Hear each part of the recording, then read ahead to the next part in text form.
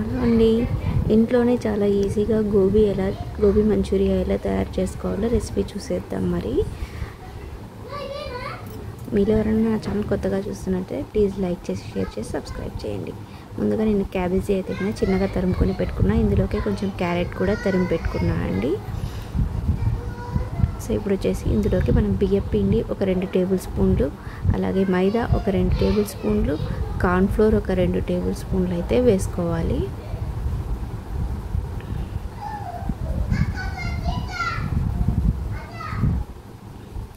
అలాగే కొంచెం ధనియా పౌడర్, పసుపు, గరం మసాలా చిటికెడు, కారం పొడి 2 టేబుల్ స్పూన్లు,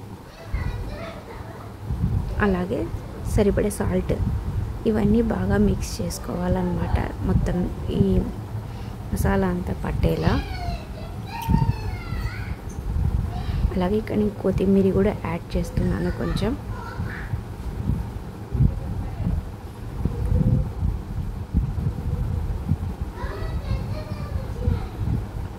కొంచెం జీలకర్ర కూడా యాడ్ చేశానండి. జీలకర్ర అలాగే అరుగుదల కోసం వాము అయితే యాడ్ చేశాను కొంచెం. ఇవన్నీ బాగా మిక్స్ చేసుకోవాలి. మిక్స్ చేసుకున్నాక పక్కన పెట్టేసుకొని స్టవ్ మీద ఆయిల్ పెట్టేసుకొని, ఆయిల్ కొంచెం బాగా హీట్ అయ్యాక ఆయిల్లోకి చిన్న ముద్దలుగా వీటిని చేసేసుకొని ఇందులోకి వేసుకోవాలి. డీప్ ఫ్రై చేసుకోవాలన్నమాట. ఆయిల్లోకి వేసుకొని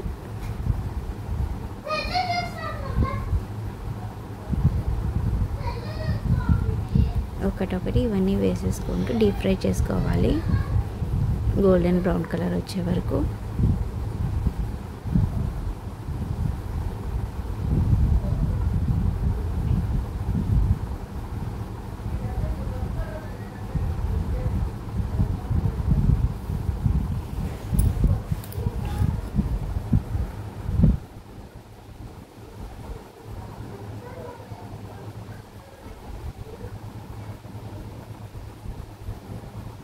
బయట స్ట్రీట్ స్టైల్లో బాగానే ఉందండి. సేమ్ మా హస్బెండ్ కూడా బాగుందన్నారు. చూసి పిల్లలు కూడా చాలా బాగుందన్నారు.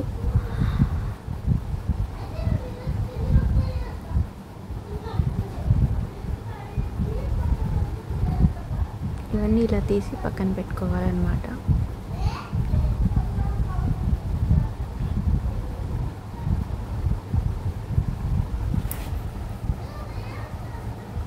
సో ఇలా అన్నీ పక్కకు తీసేసుకున్నాం కదా, వేయించుకొని. సో బాగా క్రిస్పీగా ఉన్నాయండి. ఇన్సైడ్ మాత్రం బాగా జ్యూసీగానే ఉంది. సో ఇది వచ్చేసి ఇక్కడ అల్లము, అలాగే వెల్లుల్లి తురుము, చిన్నగా ఆనియన్స్ తురిగి పెట్టుకోవాలి. అలాగే క్యాప్సికమ్, కొత్తిమీర, కరివేపాకు అయితే పెట్టుకున్నా. పక్కన వచ్చేసి కార్న్ఫ్లోర్ వచ్చేసి ఒక 2 టేబుల్ స్పూన్స్ తీసుకున్నానండి. ఇందులోకి వాటర్ కలిపి పెట్టుకోవాలి.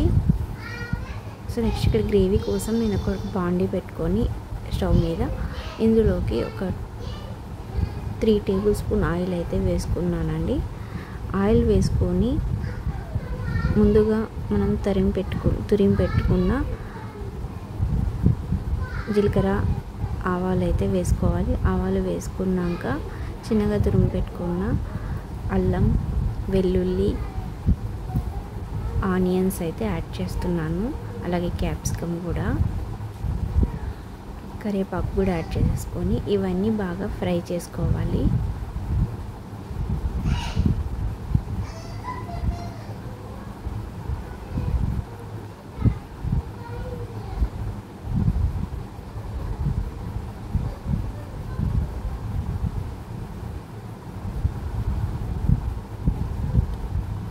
టేస్ట్ కోసం కొంచెం సాల్ట్ అయితే యాడ్ చేశాను. ఆల్రెడీ సాల్ట్ ఉంటుంది కాబట్టి అందులో కొంచెం యాడ్ చేశాను. కొంచెం పసుపు యాడ్ చేశానండి, చిటికెడు. సో ఇలా ఇవన్నీ బాగా టాస్ చేసుకుంటూ ఫ్రై చేసుకోవాలి.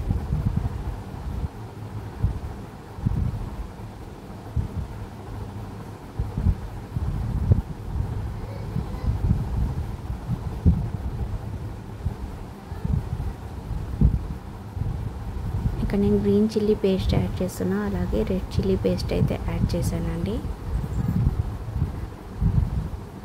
చిటికెడు సోయా సాస్ కూడా యాడ్ చేసుకొని మిక్స్ చేసుకోవాలి.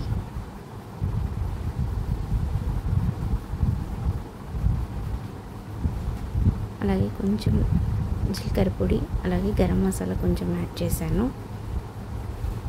కారం పొడి కొంచెం 1 టేబుల్ స్పూన్ కారం అండి. ఆల్రెడీ కారం కూడా అందులోకి యాడ్ చేశాను కాబట్టి ఇక్కడ 1 టేబుల్ స్పూన్ మాత్రం యాడ్ చేశాను. సో ఇవన్నీ బాగా మిక్స్ చేసుకోవాలి.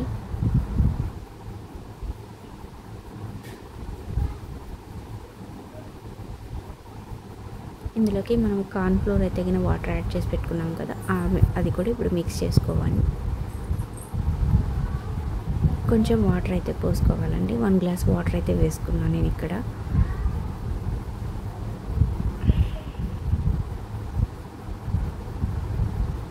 కొంచెం కెచప్ అయితే యాడ్ చేశాను, 1 టేబుల్ స్పూన్.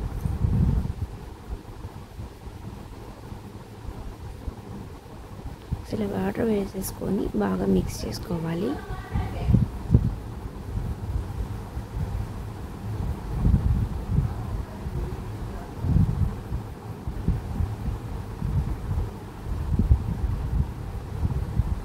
మనం ఫ్రై చేసుకున్న గోబీని అంతా కూడా ఇందులోకి యాడ్ చేసుకోవాలి.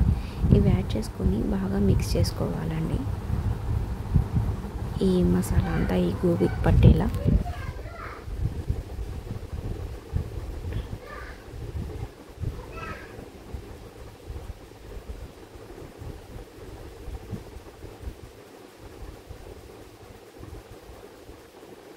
సో మీకు కూడా నచ్చితే ప్లీజ్ తప్పకుండా ట్రై చేయండి రెసిపీ అయితే.